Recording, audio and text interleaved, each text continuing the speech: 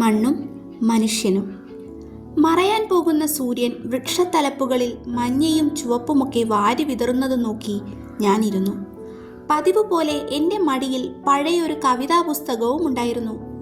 പുസ്തകമുണ്ടായിരുന്നുവെങ്കിലും ഞാനത് വായിക്കുന്നുണ്ടായിരുന്നില്ല. ഒരു ശീലത്തിന് അതെടുത്തു എന്നേ ഉണ്ടായിരുന്നുള്ളൂ.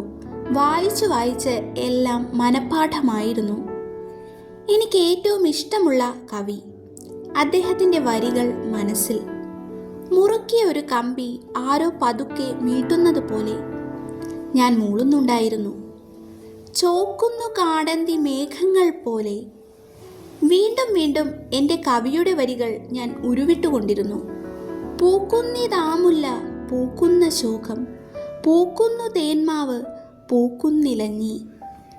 അന്തിവെളിച്ചം പൂർണ്ണമായും മായാൻ പോകുകയായിരുന്നു.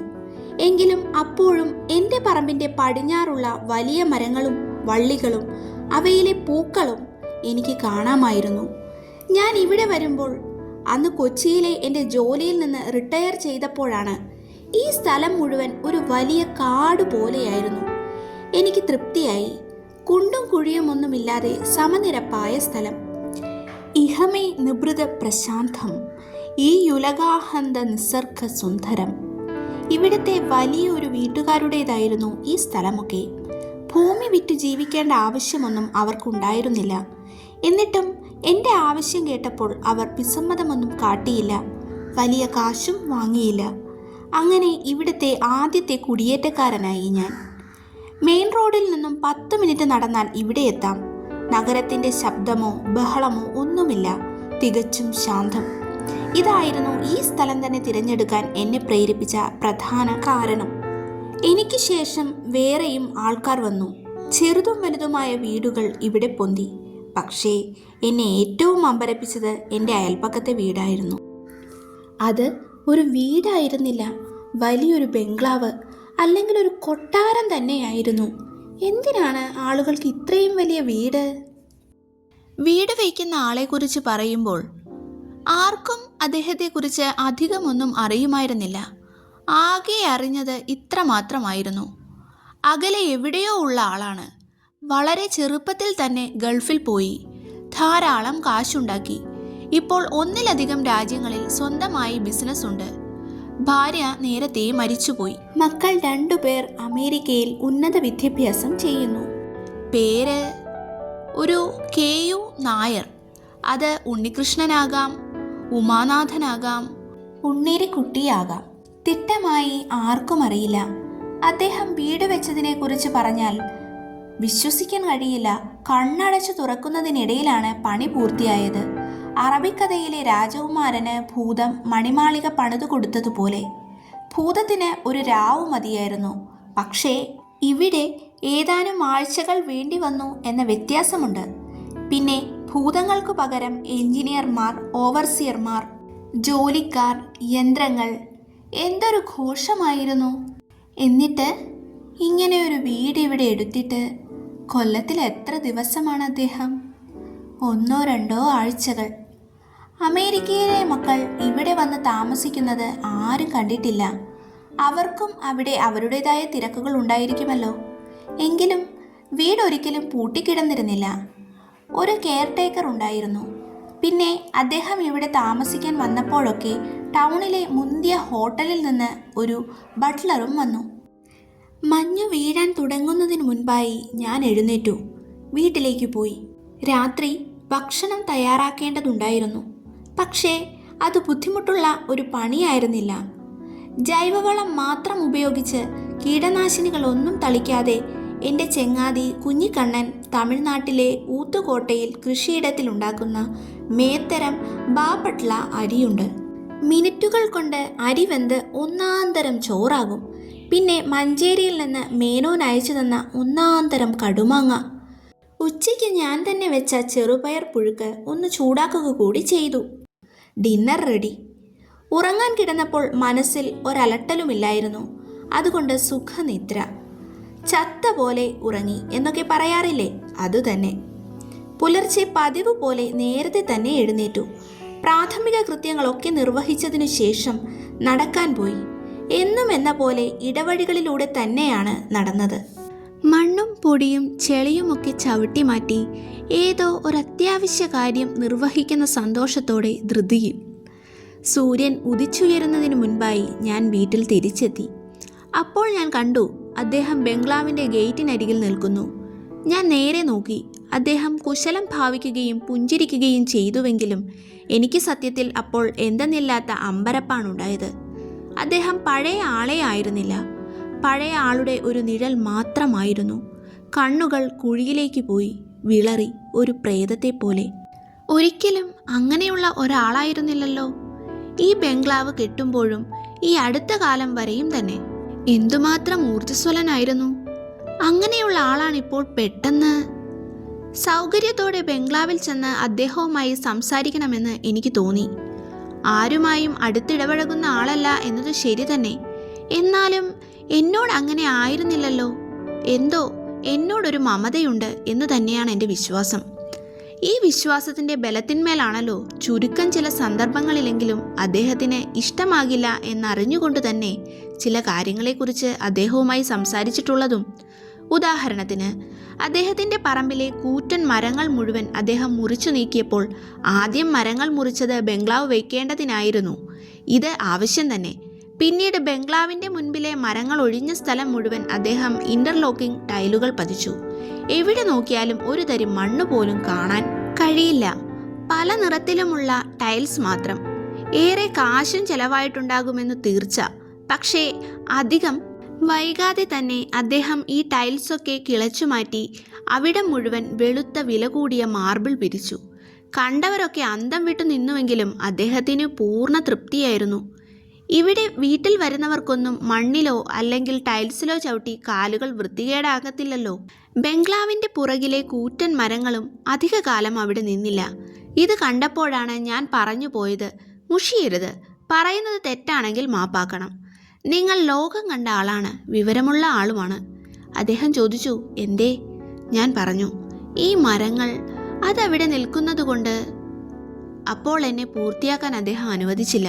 വേണ്ട, എനിക്ക് എപ്പോഴും നല്ല കാറ്റും വെളിച്ചവും വേണം, വൃത്തിയും.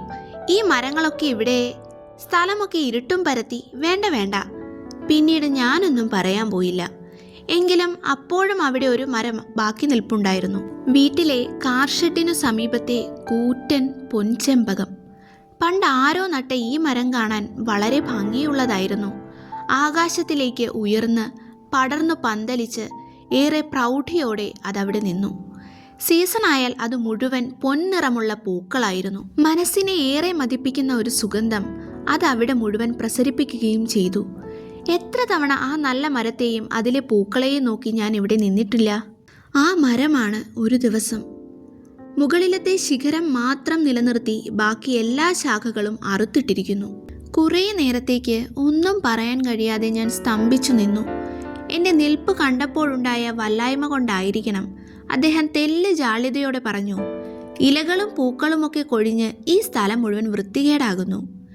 എന്നാൽ പിന്നെ ആ മരം അടിവേര് തന്നെ വെട്ടിയിടാമായിരുന്നില്ലേ എന്ന് ഞാൻ ചോദിച്ചപ്പോൾ അദ്ദേഹം ഒന്നും പറഞ്ഞില്ല. നിങ്ങളൊരു രാക്ഷസനാണോ എന്ന് ഞാൻ മനസ്സുകൊണ്ടപ്പോൾ ചോദിച്ചുപോയി. ഇവിടെ താമസമാക്കിയതിൻ്റെ ആദ്യ നാളുകളിലൊന്നിൽ അദ്ദേഹം എൻ്റെ വീട്ടിൽ വന്നിരുന്നു. സ്വീകരണ മുറിയിലും കിടപ്പുമുറികളിലും ഉപയോഗിക്കാത്ത ഒരു കുളിമുറിയിലും പലമാതിരി പുസ്തകങ്ങൾ അട്ടിയിട്ടിരിക്കുന്നത് കണ്ടപ്പോൾ കൂട്ടത്തിൽ ഞാൻ എഴുതിയ പുസ്തകങ്ങളും ഉണ്ടായിരുന്നു. അദ്ദേഹം തെല്ലൊരത്ഭുതത്തോടെ ചോദിച്ചു, ഇതൊക്കെ നിങ്ങൾ വായിക്കുമോ? ഞാൻ ചിരിച്ചു നിന്നതല്ലാതെ ഒന്നും പറഞ്ഞില്ല. അപ്പോൾ അദ്ദേഹം വീണ്ടും പറഞ്ഞു, നിങ്ങളൊരു പുസ്തകപ്രിയനാണ് എന്ന് ഞാൻ മനസ്സിലാക്കിയിട്ടുണ്ട്.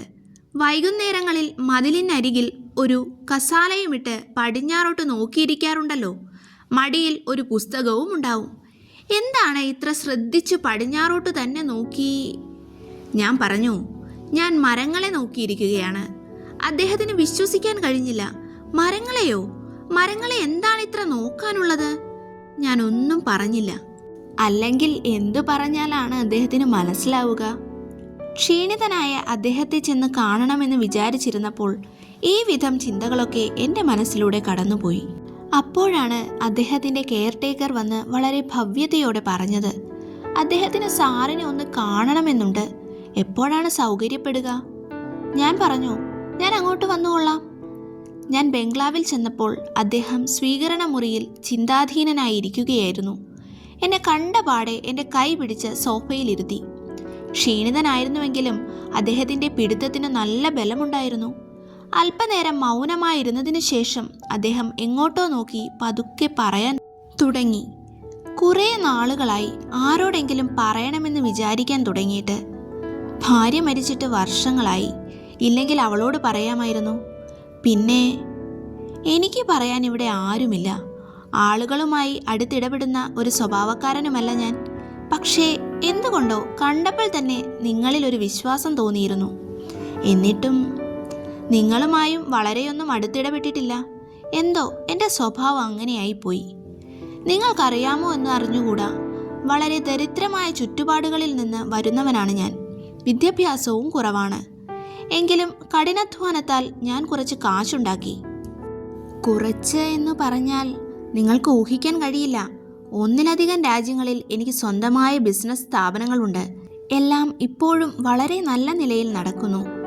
എനിക്ക് കിട്ടാൻ കഴിയാത്ത വിദ്യാഭ്യാസം എൻ്റെ 2 മക്കൾക്കും കൊടുക്കണമെന്ന് ഞാൻ ആഗ്രഹിച്ചു. അവർ ഇവിടെ പഠിച്ചത് ലവ് ഡെയിലിലാണ്. പണത്തിൻ്റെ ഒരു കുറവും ഞാൻ അവർക്ക് വരുത്തിയില്ല. ഇപ്പോൾ അവർ പഠിക്കുന്നത് ഒരുത്തൻ MITയിൽ, മറ്റവൻ ഹാർവർഡിലും. 2 ആളും പഠിക്കാൻ മിടുക്കരുമാണ്. എനിക്കിവിടെ വേറെയും വീടുകളുണ്ട്. പക്ഷെ ഞാൻ ഏറ്റവും ഇഷ്ടപ്പെടുന്നത് ഇതാണ്. വയസ്സായാൽ ആരോഗ്യമൊക്കെ ക്ഷയിക്കുന്നുണ്ട് എന്ന് തോന്നിയാൽ ഇവിടെ വന്ന് എൻ്റെ മക്കളുടെയും അവരുടെ ഭാര്യമാരുടെയും പേരക്കുട്ടികളുടെയുമൊക്കെ കൂടി സന്തോഷത്തോടെ കാര്യമായ ഒരു ജോലിയും ചെയ്യാതെ. ഇതായിരുന്നു എൻ്റെ ഏറ്റവും വലിയ മോഹം. എൻ്റെ സ്വപ്നവും ഇതായിരുന്നു. ഞാൻ അങ്ങനെ സ്വപ്നങ്ങളൊക്കെ കാണുന്ന ഒരുവനായിരുന്നില്ല. ജീവിതത്തിൽ എനിക്ക് മോഹങ്ങളേ ഉണ്ടായിരുന്നുള്ളൂ, മോഹങ്ങൾ മാത്രം. പക്ഷേ ഇപ്പോൾ അദ്ദേഹം പറയുന്നത് നിർത്തി ഏങ്ങലടിക്കാൻ തുടങ്ങി. എനിക്കൊന്നും മനസ്സിലായില്ല. അല്പനേരത്തെ മൗനത്തിന് ശേഷം അദ്ദേഹം തുടർന്നു. ഇപ്പോൾ അവർ എഴുതിയിരിക്കുകയാണ്, ഞങ്ങൾ ഇവിടെ വിവാഹം കഴിച്ചിരിക്കുന്നു. ഞങ്ങൾക്കിനി അങ്ങോട്ട് മടങ്ങേണ്ടെന്ന ഉദ്ദേശ്യമില്ല. ഇവിടെ നല്ല ജോലിക്കുള്ള സാധ്യതയുണ്ട്. അച്ഛൻ ഇനി. അദ്ദേഹം വീണ്ടും കരയാൻ തുടങ്ങി. എനിക്ക് അത്ഭുതം തോന്നി. എന്തൊക്കെയോ പറഞ്ഞ് അദ്ദേഹത്തെ സമാധാനിപ്പിക്കാൻ ശ്രമിച്ചുവെങ്കിലും അതൊന്നും. രാത്രി എനിക്ക് ഉറങ്ങാനേ കഴിഞ്ഞില്ല. അദ്ദേഹവുമായി നീണ്ട കാലത്തെ പരിചയമൊന്നുമില്ലായിരുന്നുവെങ്കിലും ഓർമ്മിക്കാനായി എനിക്ക് പലതുമുണ്ടായിരുന്നു. ആ ഓർമ്മകളിലൂടെയൊക്കെ. രാവിലത്തെ പതിവ് നടത്തവും കഴിഞ്ഞ് മടങ്ങിയെത്തിയപ്പോൾ ബംഗ്ലാവിൻ്റെ ഗേറ്റ് മലർക്കെ തുറന്നിട്ടിരിക്കുന്നതാണ് കണ്ടത്. സാധാരണയായി എപ്പോഴും അത് അടച്ചിടാറാണ് പതിവ്. പക്ഷേ ഇന്ന് ഞാൻ അവിടെ സംശയിച്ചു നിന്നപ്പോൾ കെയർ ടേക്കർ വന്നു. അയാളുടെ മുഖത്ത് പതിവില്ലാത്ത പരിഭ്രമം ഞാൻ കണ്ടു. ഞാൻ ചോദിച്ചു, എന്തേ? രാത്രി അദ്ദേഹം പോയി. പെട്ടെന്നെടുത്ത തീരുമാനമാണെന്നാണ് തോന്നുന്നത്. എങ്ങോട്ടേക്കാണെന്നോ ഇനി എപ്പോഴാണ് വരികയെന്നോ ഒന്നും പറഞ്ഞില്ല. സാധാരണയായി. നിങ്ങളോട് എന്തെങ്കിലും പറഞ്ഞിരുന്നോ? നിങ്ങൾ എന്തെങ്കിലും അറിയുമോ? ഒന്നും പറയാൻ കഴിയാതെ ഞാൻ നിന്നു. എനിക്കും ഒന്നും അറിയുകയില്ലല്ലോ. ടി. പത്മനാഭൻ, നിങ്ങളെ എനിക്കറിയാം.